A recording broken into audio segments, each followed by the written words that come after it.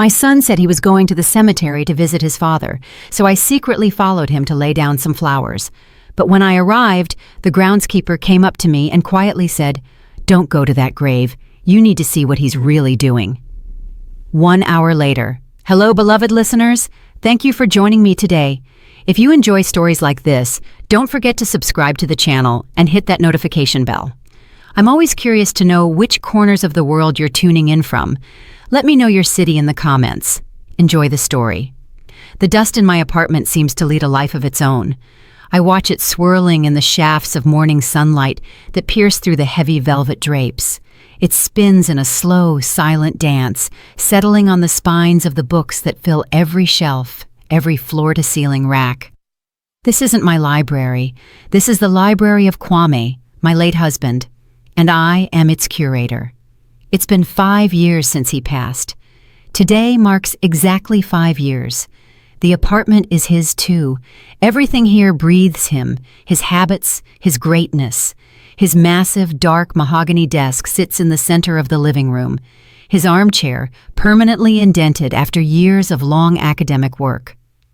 My own little corner, a small writing desk near the window, crowded with geranium pots, has long been covered by the same layer of dust as everything else. I haven't opened the drawer holding my tools, my former tools, in 30 years. The morning of the anniversary always drags by, thick like molasses. I brewed some tea and sat at the kitchen table. The mug in my hands was slightly warm, but the cold felt like it was radiating from deep inside me. It's always like this when I'm waiting for them, my son, Jabari, and his wife, Niara. The doorbell rang, sharp like a gunshot in the library's hush. I knew it was them. They always show up on the anniversary, not out of grief, but because it's an opportunity. An opportunity to talk about money. "Mama, hey!" Jabari's voice, loud and deliberately cheerful, burst into the hallway with him. He gave me an awkward hug, his prickly cheek scraping against mine. He smelled of expensive cologne and anxiety. Niara followed him in like a shadow. On her face was an expertly manufactured expression of sorrow. She gave a silent nod, gliding into the living room, her eyes immediately darting to the bookshelves. She'd never loved these books. "Just collections," she'd once muttered under her breath, thinking I didn't hear. "Would you like some tea?" I asked, heading into the kitchen. "We could really use something stronger, Ma," Jabari sighed, collapsing heavily into his father's armchair. He always did that, sat in Kwame's chair, as if trying on a life that didn't fit him. Things are going from bad to worse. I poured the tea in silence. I knew this prelude by heart. Now would come the complaints about unreliable business partners, about customs duties that were choking them, about their vague import-export venture that seemed to bring nothing but debt. "That container is stuck at the port of Charleston, can you believe it?" Niara cut in. Her voice was laced with carefully performed desperation. "And the merchandise is worth so much, like $200,000. We need to make an emergency deposit, or we lose everything, all our investment." She looked straight at me, unflinching. The look of a predator calculating how much more could be squeezed from a useless old relative. "We didn't want to bother you, Ma, especially today." Jabari lowered his voice, feigning delicacy. "But the situation is critical. We need financial help." Nothing stirred inside me. Before I might have felt a pang of pity or guilt, but over the past 5 years, something had burned away. All that was left was dry, bitter ash. I looked at my 40-year-old son, at his face, already etched with a net of wrinkles from constant dissatisfaction, and I didn't recognize the boy whose scraped knees I had once kissed better. "I'll think about it, Jabari," I replied quietly. "I need to check what I have." He pursed his lips in annoyance. Niara shot him a quick, angry glance. They had been counting on immediate consent, on that blind maternal love that forgives all and gives everything. Suddenly, Jabari stood up. He walked to the window, hands clasped behind his back, exactly as his father used to do, but in him there was none of his father's stature, just a cheap parody. He stood like that for a minute, then turned. His eyes were moist. I knew this trick. He'd used it since childhood, when he wanted something badly. 5 years, he said, his voice trembling. 5 years since Pop left. And I still feel like he's about to walk through that door. I'm going to the cemetery. I need to sit there alone, talk to him. A single, artfully deployed tear rolled down his cheek.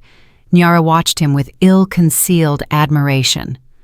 Now that's a winning move. And I fell for it. In that moment, all my knowledge of him, all the bitter experience of the last few years retreated. Somewhere deep inside, in that forgotten corner where hope still lived, a warmth stirred. What if there really is something human left in him? What if the memory of his father isn't just an empty word? This thought was so welcome, so sweet, that I clung to it like a drowning person to a straw. The hunger for sincerity, for any sign of a son's love, was stronger than common sense. That's good, Jabari, I whispered, and my voice genuinely trembled. That's very good. He nodded, wiping the tear, and quickly headed for the exit, as if afraid I might notice the deception. Nyara stayed for another minute to seal the effect. He's taking it so hard, Ms. Johnson, she cooed, using my late husband's surname. He loved his father so much, he just doesn't show it. She left. I was left alone in the deafening silence, broken only by the clock's ticking. And that warmth, that timid hope began to grow in me. I suddenly desperately wanted to see it, to see my son at his father's grave, alone in silence and sorrow. Not to catch him or verify him, but to believe, to feel, even for a moment, that we were a family, connected by shared memory. I quickly changed, taking 3 deep red carnations from the vase, the ones I'd bought that morning for Kwame's portrait. I called a cab to the next street over so they wouldn't spot me. The whole ride I imagined arriving, standing hidden behind an old oak tree, and seeing him, his head bowed at the family mausoleum. And maybe then I would find the strength to help him. One last time. Pine Ridge Cemetery greeted me with cool calm and the rustling of old trees. The air smelled of decaying leaves and tranquility. I walked along the familiar gravel path leading to our family crypt. My heart pounded with excitement, with hope. I could already see the massive granite gates of the mausoleum in the distance when a man, tall and stooped, in work clothes, emerged from around a corner and walked toward me. It was Ephraim, the groundskeeper. He'd worked here for at least 10 years. Kwame had once helped him, either with housing or with work. I don't remember the details. I knew him by sight. We always exchanged silent nods. But today, he didn't nod. He walked directly toward me, and there was something in his eyes that covered my hope with a crust of ice. His face, usually placid, now resembled a severe mask. He walked almost up to me. I stopped, clutching the carnations. "Ms. Johnson," he said. His voice was low, almost a whisper, but every word burrowed into my consciousness like a shard of glass. "Hello, Ephraim," I replied, trying to smile. "I'm going to see my husband, and my son is here somewhere." He interrupted me, placing his rough, calloused palm on my shoulder. I didn't feel it because, at that moment, he looked me straight in the eye, and a chill ran down my spine. "Ava," he whispered so softly I barely heard. His face was tense and grim. "Don't go to the crypt, please. Not right now. Wait. You need to see what he's really doing." Ephraim's words didn't cause me fear or a desire to argue. They simply fell into the ringing void that had opened inside me.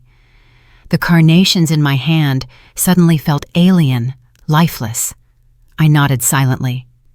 I didn't ask why or what do you mean? I already knew I wouldn't like the answer. He turned and, without looking back, walked away from the main avenue along a barely visible path overgrown with weeds. I followed him like a sleepwalker. We walked in complete silence, the only sounds being the rustle of our steps on the dry leaves and the distant, mournful cry of a crow. He led me to a small hill, to an old, leaning fence of some long-forgotten grave. From here, through the dense branches of wild lilac, our family crypt was visible as clear as day. Somber, majestic, made of black granite, it seemed an unshakable monument to the honor and dignity of the Johnson lineage. "You can see everything from here, and they can't see us," Ephraim said just as softly, then moved aside toward a tree, giving me space at the fence. He seemed to understand that this was something I had to see alone. I gripped the cold metal of the fence. I didn't have to wait long, less than 5 minutes. 2 figures appeared from the main avenue. Jabari and Niara.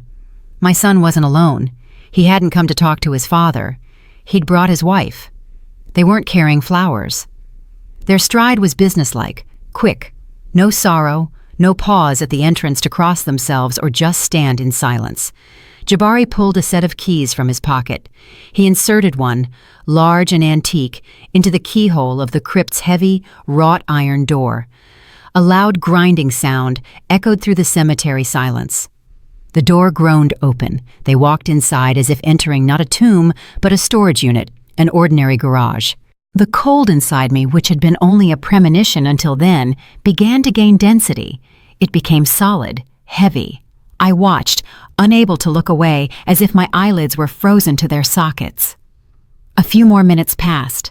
A third person approached the crypt, a man in a long dark coat, despite the relatively warm day. I couldn't see his face. He stayed in the shadows, but his entire figure radiated something unpleasant, slick. He didn't greet them. He just peeked inside and said something brief. And then I saw the movement. Jabari and Niara emerged, carrying objects in their hands, items carefully wrapped in dark velvet, one elongated, the other almost square. They handed them to the man.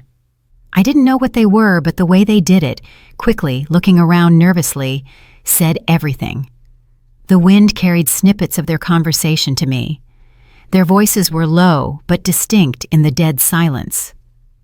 "Flawless forgery," the stranger said, slightly lifting the edge of the velvet. "A pro couldn't spot it." "I told you the master wouldn't let us down," my son replied, a note of pride in his voice. "This isn't cheap knockoff stuff." "And the museum? Is everything smooth with the Atlanta Museum of Art?" Niara asked. Her voice was sharp with greed. "The museum director, old fool. He's desperate for this 15th century Psalter for his collection," Jabari chuckled.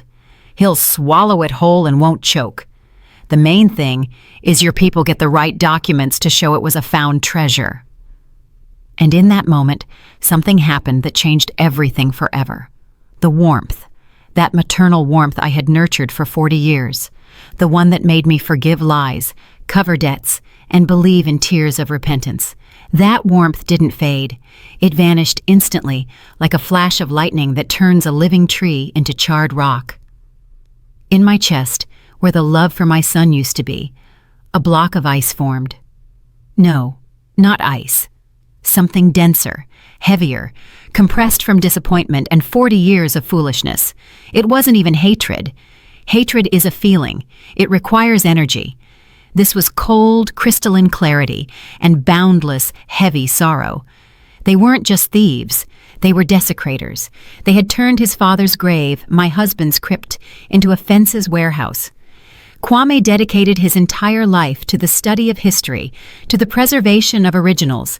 He hated falsehood in all its forms, and his own son, his flesh and blood, used his ashes to cover up the trade of fakes.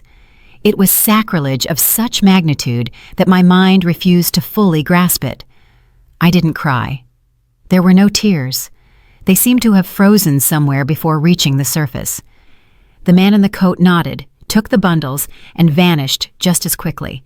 Jabari and Niara glanced inside one more time, adjusted something, and then, with the same grating sound, they closed and locked the door. And they left without laying a single flower. I don't remember saying goodbye to Ephraim. I think I just nodded at him and walked away.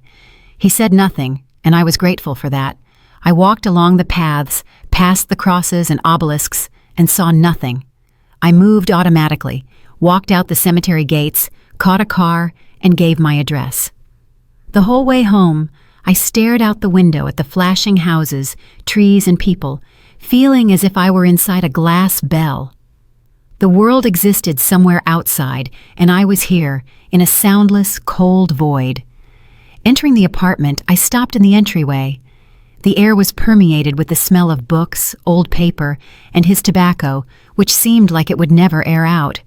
I walked slowly into the living room, past his desk, past his armchair, past the rack stacked with the fruits of his life.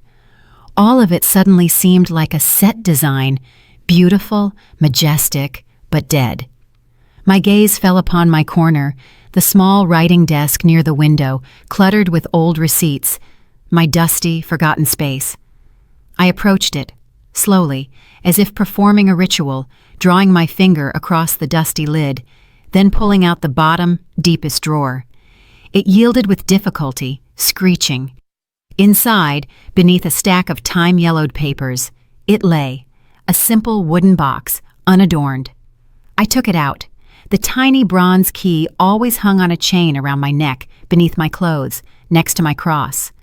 A reflexive habit left over from the days when the contents of this box were my life. I inserted the key into the lock and turned it. Click. I lifted the lid. Inside, resting on a bed of dark green velvet, were my tools. They hadn't tarnished. A small yet powerful jeweler's loupe. A compact, metal-cased ultraviolet lamp. A set of fine tweezers and scalpels, and beneath them, in a lower compartment, lay 3 thin, hardcover volumes. My personal reference books, which I had compiled back in graduate school. Historical pigments and their chemical composition, watermarks 15th century to present, binding techniques of various eras. I picked up the loupe. The cold metal felt familiar in my palm. I lifted it to my eye and looked at my skin. Every line, every pore became visible with merciless clarity. For 30 years, I hadn't used these tools. For 30 years, I had been just a wife, then a mother, then a widow, a keeper of someone else's memory. But today, at the cemetery, something had died, and something else, long buried, began to awaken. I carefully closed the box. I didn't wipe the dust from the writing desk. Tomorrow I would put things in order here. My order. The night passed without sleep. I didn't lie looking at the ceiling or turn over old grievances in my memory. I sat in an armchair in silence and just stared at the toolbox, which sat on my desk.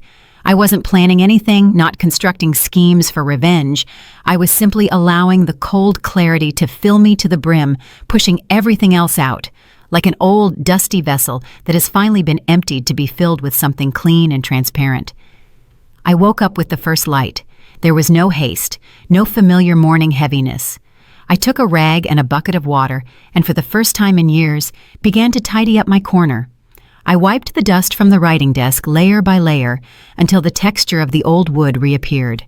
I repotted the geraniums. I cleaned the glass on the small bookshelf that held my books, not Kwame's. They weren't great works, but modest monographs, collections of articles I had written before getting married. I looked at my name on the covers, Eva Jones, and felt like I was meeting a long-lost acquaintance. I didn't touch the rest of the apartment. Kwame's library, his desk, his armchair, all remained in their dusty, memorial neglect. But my little corner by the window now shone with cleanliness. It was my staging ground. The doorbell rang precisely at noon. This time, there wasn't a hint of yesterday's false sorrow. It was short, businesslike, impatient. They walked in without ceremony. Jabari didn't even try to hug me. His face was strained. Niara looked at me with ill-concealed irritation. Their visit had one single purpose. "Well, Ma, did you think about it?" Jabari asked right from the doorway, walking into the living room. "Tea first," I replied in an even voice. They exchanged glances. Their eyes read, "More of these old people's rituals," but they complied. They sat down, Jabari in his father's chair, Niara on the edge of the sofa, ready to jump up at any second. I went to the kitchen. My movements were slow and precise. I took out the tea leaves, poured boiling water, sliced a lemon. I could hear them talking in low voices in the living room. She's stalling, Niara hissed. Calm down. Where is she going to go? Jabari replied. She'll drink her tea and sign everything. I placed the tray with the cups on the table. The porcelain clinked softly. I sat down opposite them in a simple wooden chair that usually stood in my kitchen. I did not sit in my usual place. I poured the tea. Jabari tapped his fingers impatiently on the armrest. Niara picked up a cup but didn't take a sip. Ma, we don't have time for beating around the bush, Jabari began, breaking the silence. We need an answer today. It's a large amount. We need to get it done before the banks close. I took a small sip. The tea was hot, tart. It burned my throat, but the cold remained inside. I looked up at them, calmly, without judgment, just looking at them like two strangers who had come to me on business. Jabari, is your business, I began softly, as if thinking aloud, related to antiques? Jabari froze. His fingers stopped tapping. He looked at me in surprise. What? He asked. I was just remembering my old work, I continued just as calmly, looking into my cup. Rare books, manuscripts. I was curious what exactly you deal with. Import-export is so vague. A silence fell. 1 second, another. And then Jabari laughed. Loudly, boisterously. It was not a cheerful laugh. It was a laugh of superiority. The laugh of a person listening to a child's babbling. Ma, please, he said, catching his breath. Don't bore us with your old hobbies. What manuscripts? We're dealing with serious things. Logistics, supply chain. Do those words mean anything to you? What could you possibly know about any of this? Niara wasn't laughing. She wore a quiet, pitying smile. She reached across the table and patted my hand condescendingly. Her fingers were cold. Ms. Johnson, dear, she purred, you should be thinking about your health. Don't worry your head about things you don't understand. We'll handle all the details ourselves. She removed her hand, and her gaze hardened. Starting with the bank transfer, Jabari's right. We need to go. They stared at me, waiting. There was nothing in their eyes but greed and condescension. They saw before them a quiet, senile old woman who had suddenly indulged in a memory. They mistook my calm for apathy, my question for a sign of senility. They didn't see me. They only saw a wallet that was inexplicably slow to open. And in that moment, I understood that I possessed a weapon they didn't even suspect, their own certainty of my nothingness. I watched the light from the window fall on Niara's face, highlighting the harsh crease by her lips. I saw the vein twitching on Jabari's temple from impatience. I felt no pain from their words. I felt something inside me finally calibrating, adjusting, like the optics in a precise instrument. I slowly placed the cup on the saucer. The sound seemed deafening again in the strained silence. All right, I said. My voice was even, perhaps even too tired. I understand you. The relief on their faces was almost palpable. Jabari leaned back in the chair. Niara allowed herself a short, triumphant smile. I will need to review my assets, I added. Jabari immediately sat up straight. Of course, he nodded. See what's in the accounts. Call the bank if you need to. We can wait for an hour. No, I replied. I need time. I'll do it alone. I stood up, indicating that the conversation was over. They were displeased by the delay, but confident in the result. They left, throwing instructions over their shoulders about which bank, which account, how best to make the transfer to avoid extra questions. I nodded silently, seeing them to the door. When the door closed behind them, I stood for a minute in the silence, and then I returned, not to the phone to call the bank. I returned to my clean, shining writing desk. Their words, "What could you possibly know?" still hung in the air. They had made a mistake. They didn't just underestimate me, they forgot who I was. And I was just starting to remember. I didn't wait until evening. Picking up the phone, I found a number in an old address book, the direct line to the lodge at Pine Ridge Cemetery. The rings went on for a long time. I thought no one would answer. Hello? Ephraim's familiar low voice answered. "Ephraim, this is Eva Jones," I said. My voice did not tremble. It was the calm, businesslike voice I hadn't used in 30 years. "I need to get into the crypt tonight. Can you help me?" A silence fell on the other end. Brief. Not a silence of surprise, but a silence of consideration. "Yes," he replied simply. "What time? When the gates are closed? When no one will be here?" "Good. By the side gate. I'll be waiting in 3 hours." He hung up. I put the phone down. That was it. The first step was taken. Night fell fast upon the city. I dressed entirely in black, taking with me only the toolbox, wrapped in an old shawl, and a small but powerful flashlight. I called a cab to the next street again. A cemetery at night is a completely different place. By day, it was full of quiet sorrow. Now it was full of ringing, tense silence. The moon shone through the bare tree branches, drawing strange, skeletal shadows on the ground. By the side gate, just as he had promised, Ephraim was waiting for me. He looked like a shadow merged with the old brick wall. He silently unlocked the gate, let me in, and just as silently locked it again. We walked along the empty paths. I felt no fear. Strangely, I felt like I was exactly where I belonged. Here, among the dead, I felt more alive than I had in years in my museum of an apartment. We approached the Johnson crypt. In the moonlight, it looked even more massive, more foreign. Ephraim pulled out a set of keys from his pocket, not the one Jabari had. This was his work set. He didn't rush to open it. He turned to me. His face in the semi-darkness was stern and deeply sad. "Miss Jones," he began quietly, and in his voice I heard a deep, long-standing respect. "Your husband, Kwame Johnson, he was more than just a man to me.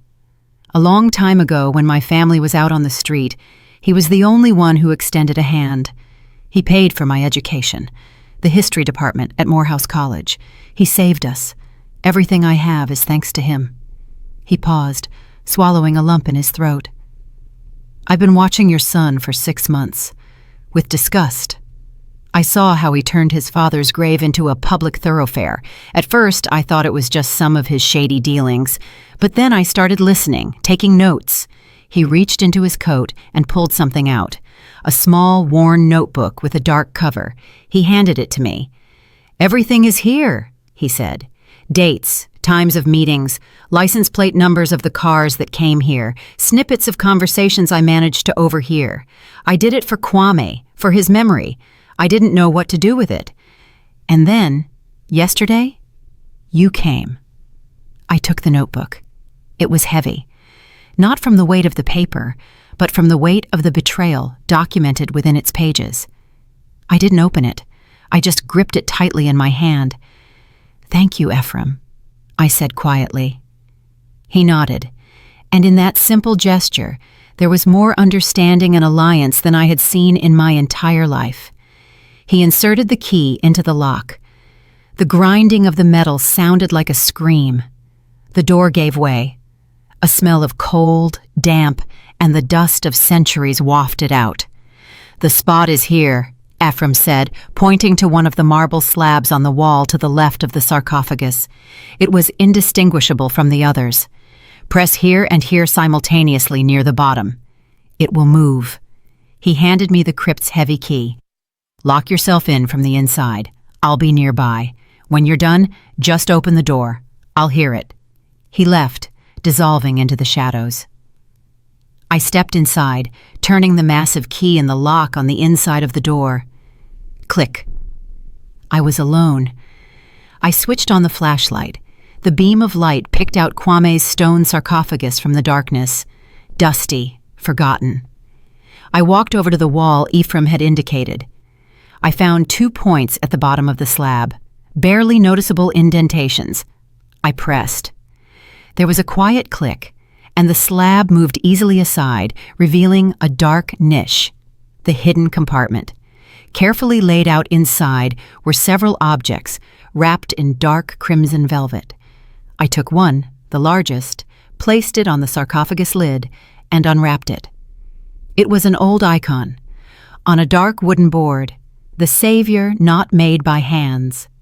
The face was painted with astonishing finesse, with deep, all-forgiving sorrow in the eyes. The golden background glimmered dimly in the flashlight's beam. The varnish, darkened by time, the net of perfect craquelure, the tiny chips in the wood, everything spoke of authenticity. A master's work, a true masterpiece that could grace any museum. I placed my toolbox next to it and opened it. My fingers instinctively found the familiar tools. First, the loop. I held it up to the icon. My eye, my brain, my memory, everything worked as one smooth mechanism. 30 years of inactivity vanished as if they had never been. I was myself again. I examined every millimeter, the brush strokes, the composition of the ground, visible in the chips, the method of securing the splines on the reverse side. Everything was flawless, almost. I pulled out the UV lamp. In its eerie violet light, the old varnish should have given off an even yellowish-green glow. It did. But when I swept the beam over the folds of the Savior's robe, in the places where the artist had used lead white to paint the light, I saw what I was looking for. There, in the brightest spots, the glow was different. Brighter, colder, almost chalky. It was a tiny, foreign fluorescence, the fluorescence of titanium dioxide. Its anatase form. This pigment wasn't patented until the early 20th century. To use it in an icon passed off as a 15th century work could only be done by someone absolutely confident in their genius and the buyer's blindness. A masterful forgery, brilliant, but with one tiny, arrogant mistake. A mistake that could only be made by one man. In the cold silence of the crypt, I suddenly remembered his name very clearly. The brilliant restorer who had been shamefully expelled from the National Institute of Expertise for unethical copying experiments, a man obsessed with creating the perfect fake. Anatol Voronov. I'll keep this name as he is an external character, not part of the main black family, and a specialist, often non-local specialists, are hired. I knew the forger, and I knew what I had to do now. I carefully placed the icon back in the velvet, folded the tools into the box. The quiet click of the lock sounded in the dead silence, like a period marking the end of a long sentence. I returned everything to the hidden compartment, sliding the slab back into place. It settled silently, leaving no trace, as if I had never been here. I turned the key, and the heavy crypt door groaned open, letting in a sliver of the night sky and a gust of fresh, cold air. Ephraim was waiting for me at the entrance, like a silent guardian. I silently held out his key and the one he had given me. He took them, nodding just as silently. We didn't need words. He understood everything from my face. He turned and walked to lead me to the exit. His shadow glided ahead, pointing the way. The journey home passed like a fog. The city was beginning to wake up. Occasional cars sped through the streets, sanitation workers cleaned the sidewalks, and I rode in the cab, clutching Ephraim's worn notebook in my pocket, feeling the icy resolve, born yesterday on the hill by the old fence, harden and temper inside me. It wasn't anger. It was the feeling of a surgeon who makes a precise diagnosis and knows the operation will be complex but necessary. I didn't call the police.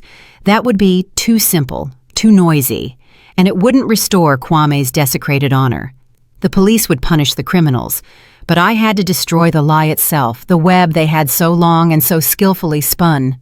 And to do that, I had to strike not at their hands, but at the very center of the web. Back in the apartment, I didn't lie down. I brewed myself strong black coffee and sat down at my clean, tidy writing desk.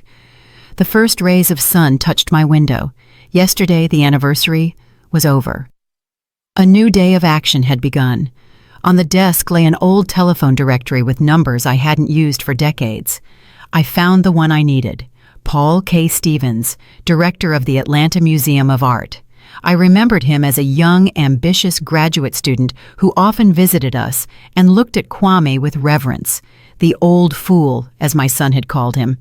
I dialed the number. My fingers didn't tremble. Director's office. a cheerful woman's voice answered.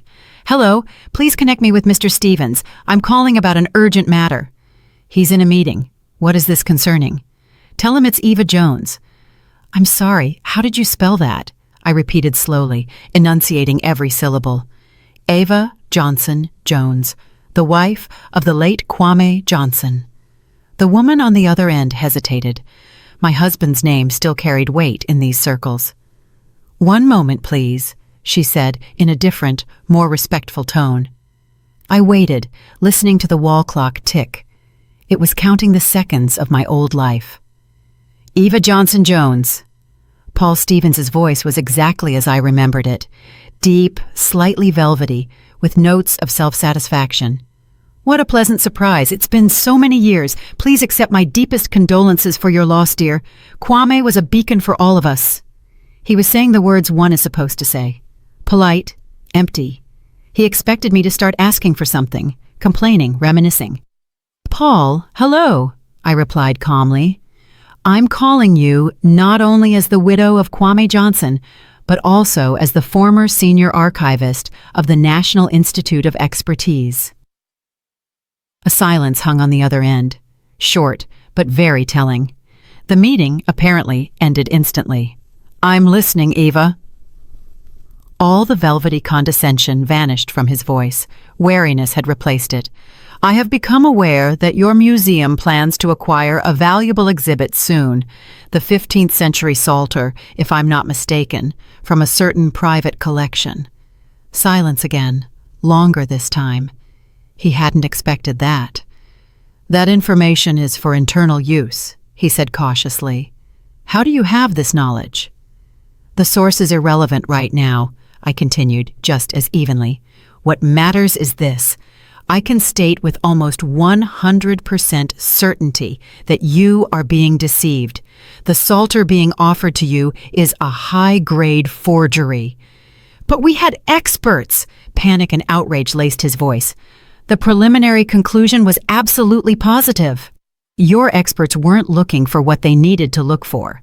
I hypothesized that the white pigment used to detail the initials contains the anatase form of titanium dioxide, a chemical anachronism. This pigment could not have existed in the 15th century. Check it, and you will see for yourself." As I spoke, I heard my own voice from outside. It wasn't the voice of Eva the widow, Eva the mother. It was the voice of Jones the expert, who tolerates no doubt. Paul Stevens was silent. I could almost physically feel the thoughts rushing through his head. A blow to his reputation, a scandal, the loss of state funding. "Titanium dioxide," he muttered as if in a daze. "But who? Who is capable of such a thing?" "I think you know the answer yourself, Paul," I replied, delivering the final blow. "Remember who was expelled from the Institute about 20 years ago for handling copies too loosely. Remember Anatol Voronov." That name acted like an electric shock. Voronov. God, I thought he'd drank himself to death somewhere. As you can see, no. His talent has found a new application. Paul, I strongly urge you to immediately stop the deal and conduct a full, independent forensic analysis before it's too late. Yes, of course, Eva. I am in your debt. I will cancel everything immediately. We must meet. Later, I interrupted him. First, do what you must. Goodbye. I hung up. The apartment was quiet again, but the silence was different. It no longer oppressed me. It hummed with tension like a taut string. I knew that right now, in the museum director's office, phones were ringing, orders were being given, and the nearly signed contract was flying into the wastebasket. I pictured Jabari's face when the buyer called him. I pictured Niara's panic when they realized that their biggest score, the very money they were supposed to use to pay off their unreliable partners, had vanished, turned into smoke.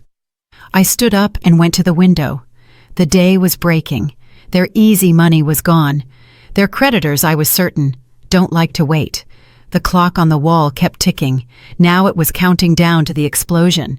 I intended to wait for it right here on my staging ground in complete tranquility. 2 days passed. 2 days of deafening, tense silence. They didn't call. They didn't come. I knew this was the calm before the storm.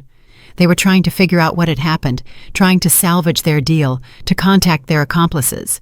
But I had cut the main thread in their web, and now the whole structure was collapsing, burying them beneath it. I wasn't idle. I dedicated these 2 days to reorganization. With the help of Ephraim, who came to check on me under the pretense of fixing a leaky faucet, I carried out a small revolution in my apartment. We moved Kwame's massive oak desk against the wall. It was no longer the center of this universe. It became just a piece of furniture, and in the center of the living room, in the spot where my husband's desk had reigned, I placed my writing desk, my small, modest, but now shining clean workspace. I brought the books that had been gathering dust on the shelves from my bedroom. My books, the very monographs and reference guides. I spread them out around me on the desk, on the chairs.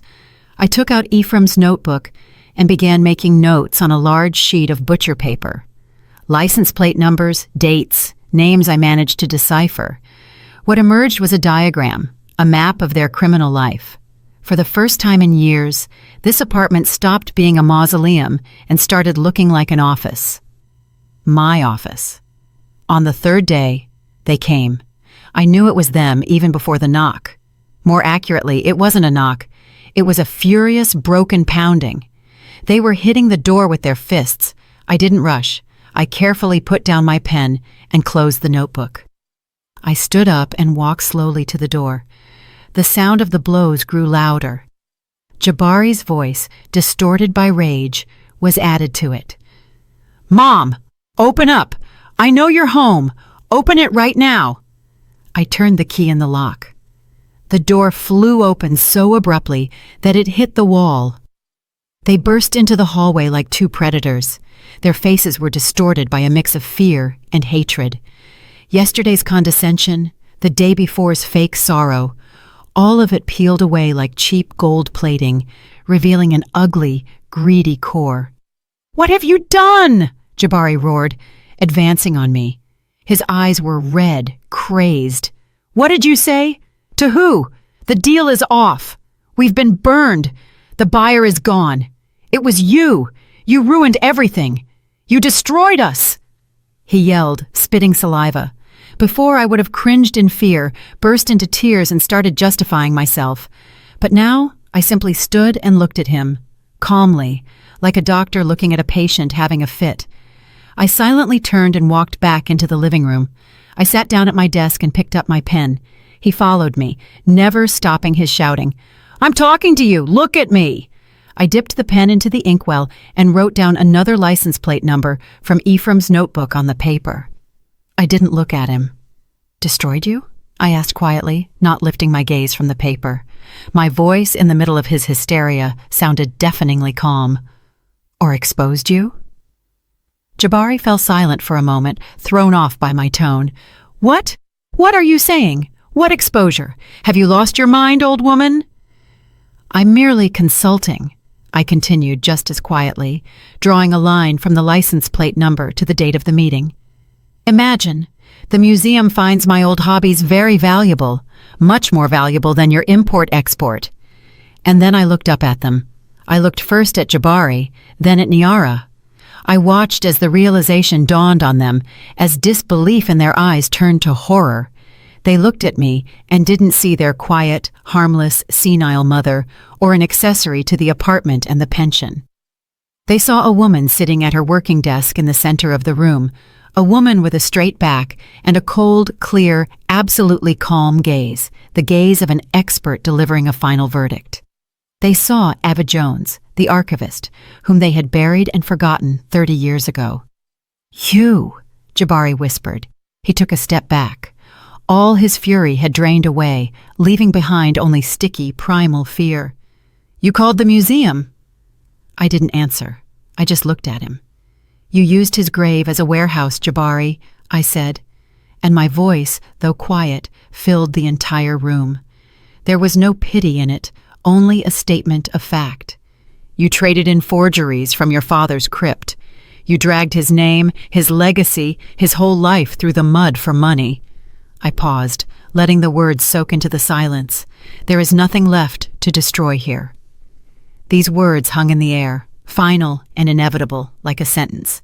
Jabari looked at me, and there was no more rage in his eyes, only empty, childlike terror. He opened and closed his mouth like a fish thrown onto the bank, but couldn't utter a sound.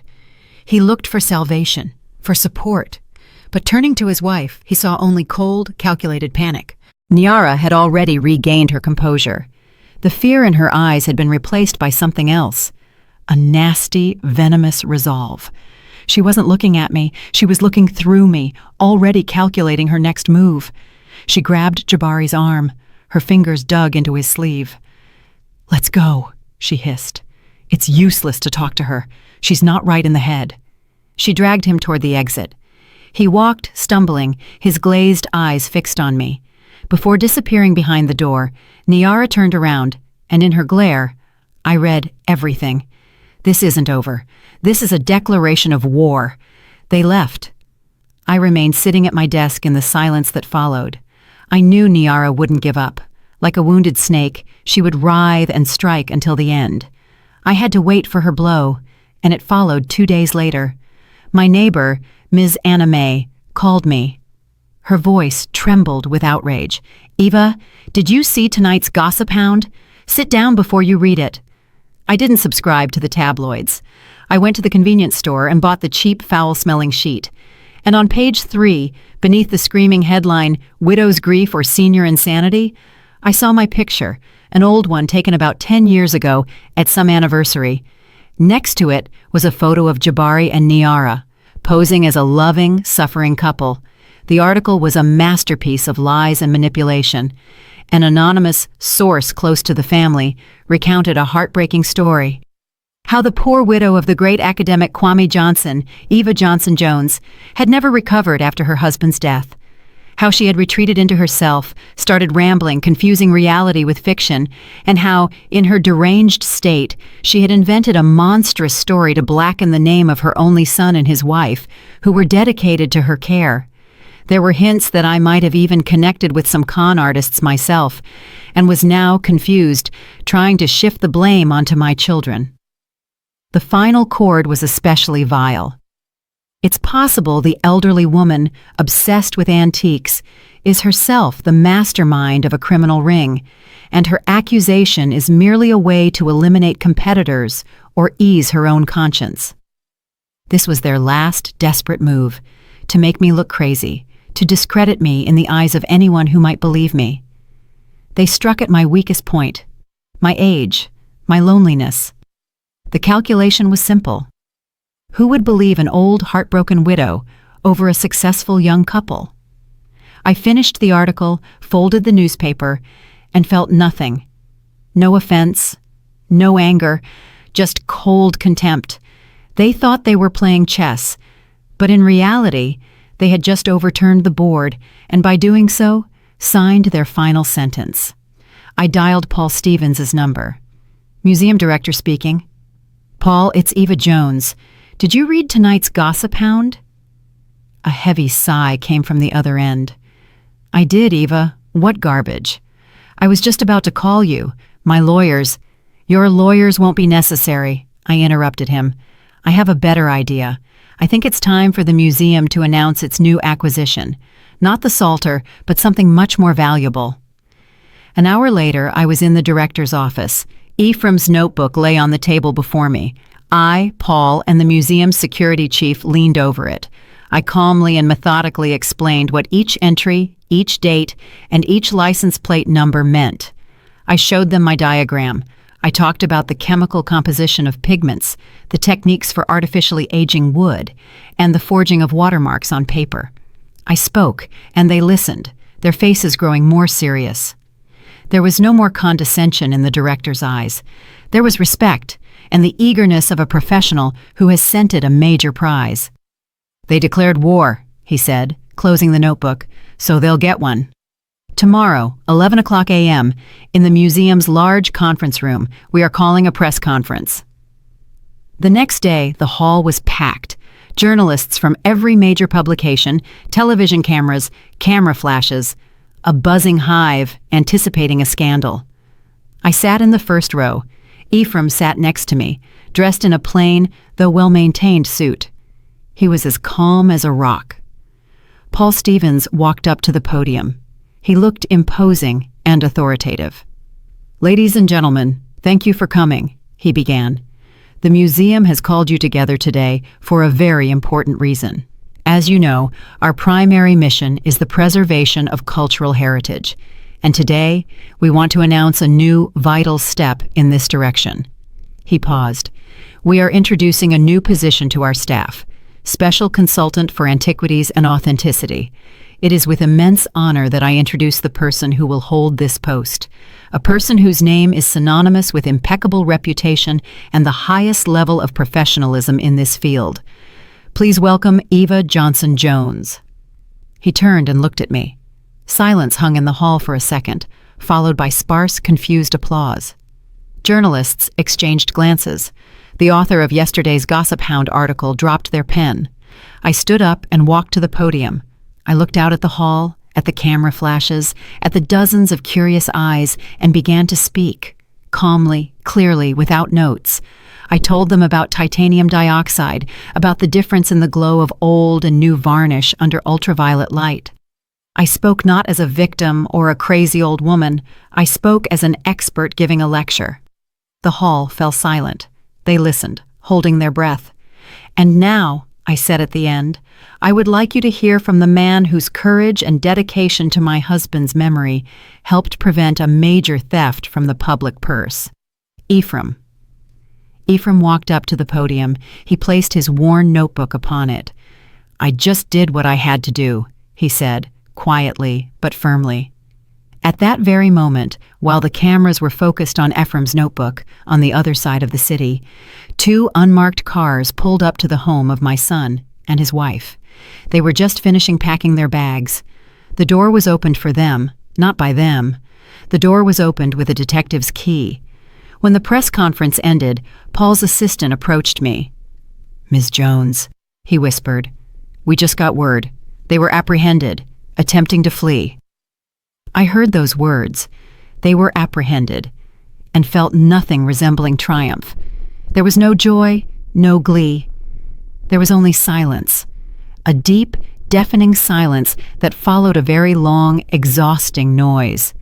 I slowly nodded to the assistant, accepting the news as a given, like a doctor's conclusion.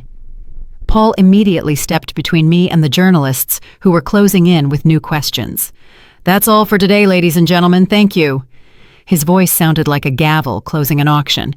He took my arm and, ignoring the murmuring, led me through the service exit, away from the chaos. From that day on, my life changed. More accurately, it didn't change. It began.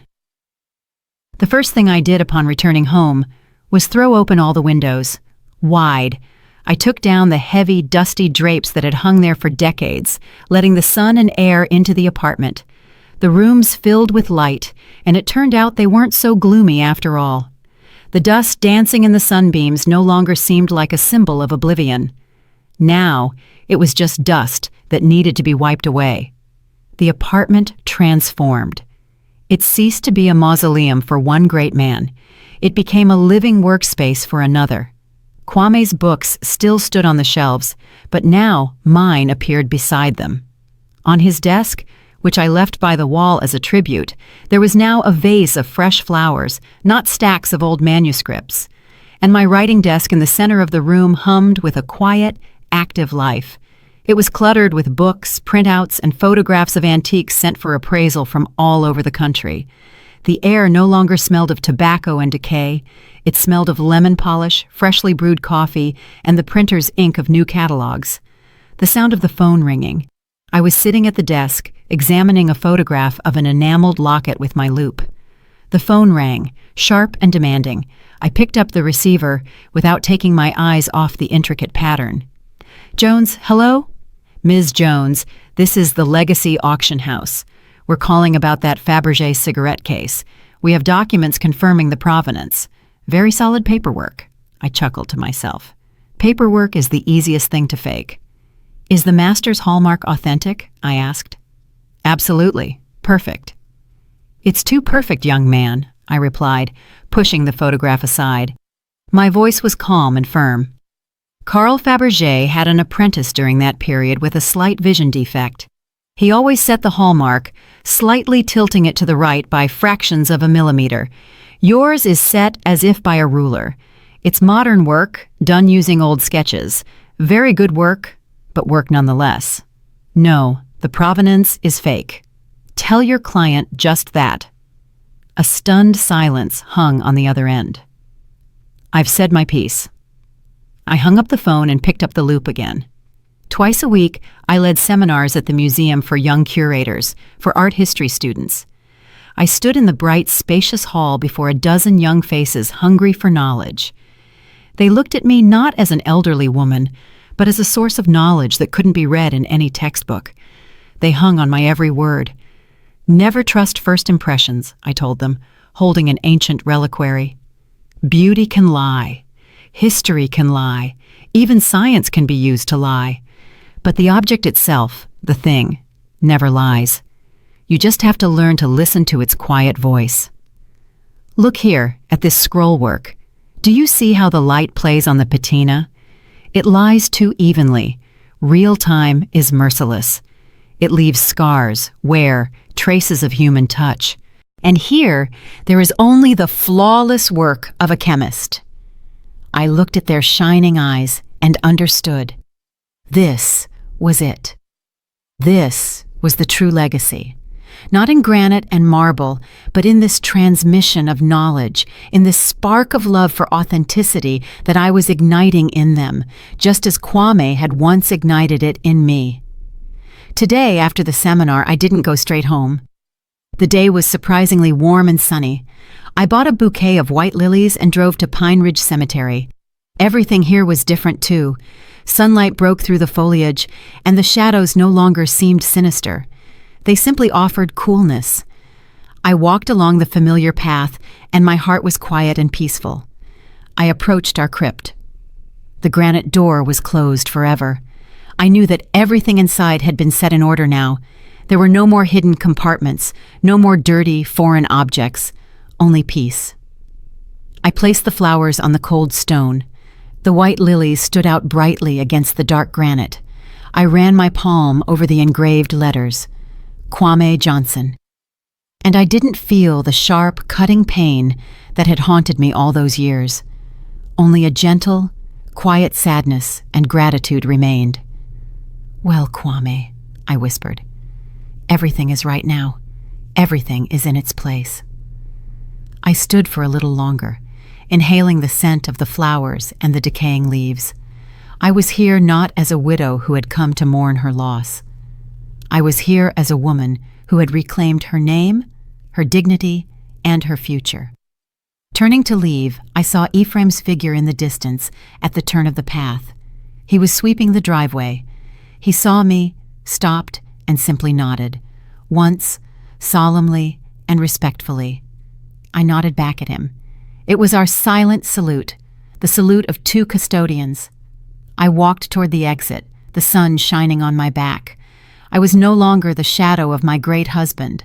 I was not the mother of my fallen son. I was Eva Jones, and my liberation was complete. And so, the story of Eva Jones comes to an end. The story of a quiet woman who was ignored for decades by the people closest to her, who took her love and self-sacrifice for granted. This is a tale not only of a terrible betrayal, but also of incredible inner strength that, like an old tool that hasn't lost its power, can be brought back to life.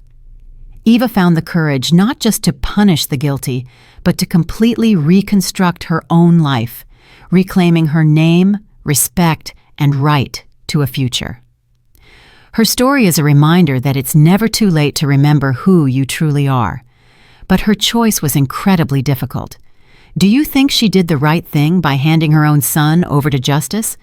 Was it cold revenge, or was it the only correct way to protect her husband's legacy and her own honor?